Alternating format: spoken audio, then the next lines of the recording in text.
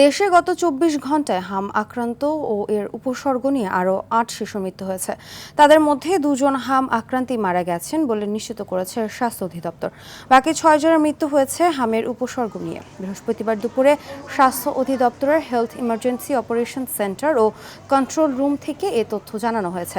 হামে যে ২ শিশুর মৃত্যু হয়েছে তারা ঢাকা বিভাগের। স্বাস্থ্য অধিদপ্তর বলছে, সবশেষ ২৪ ঘন্টায় সারা দেশে আরও ১,১৯১ শিশুর মধ্যে হামের উপসর্গ দেখা যায়। এর মধ্যে ৪৯৬ জনই ঢাকা বিভাগের। এদিকে গত এক মাসে হাম ও হামের উপসর্গ নিয়ে ২০৬ জনের মৃত্যু হয়েছে। দেশ জুড়ে উদ্বেগ বাড়িয়েছে হাম পরিস্থিতি।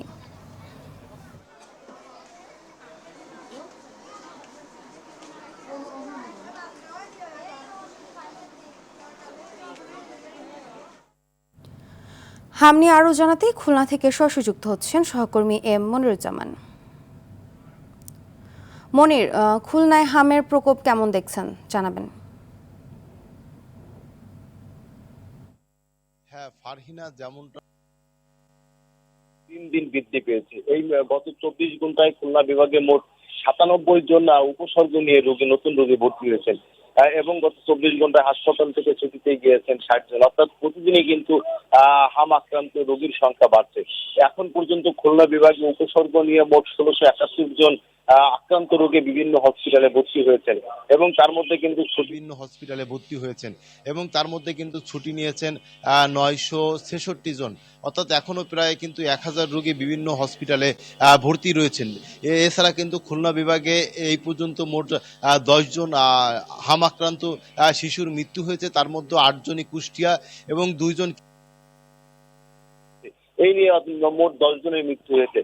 অর্থাৎ এখন পর্যন্ত খুলনা বিভাগের 10 জেলায় মধ্যে বাগেরহাটে 82 জন, চুয়াডাঙ্গা 39 জন, যশোরে 307 জন, ঝিনাইদহ 74 জন, খুলনায় 133 জন, কুষ্টিয়া 524 জন, মাগুরা 243 জন, মেহেরপুর 123 জন, সাতক্ষীরা 72 জন এবং নড়াইলে 71 জন আক্রান্ত হয়েছে।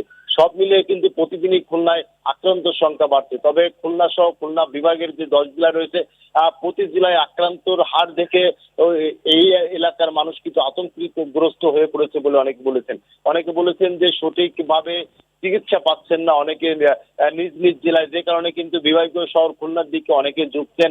অনেকে নিজস্ব জেলায় যে সকল চিকিৎসা কেন্দ্র রয়েছে সে সকল কেন্দ্রে চিকিৎসা নিচ্ছেন। অনেকে সুস্থ হয়ে ইতিমধ্যে বাসায় ফিরেছেন। তবে আহত আক্রান্ত রোগীর পরিবার বলছেন যে চিকিৎসা ক্ষেত্রে সরকারের আরো পদক্ষেপ নেওয়া উচিত, যাতে আগামীতে রোগী আক্রান্ত সংখ্যা কমতে পারে সেই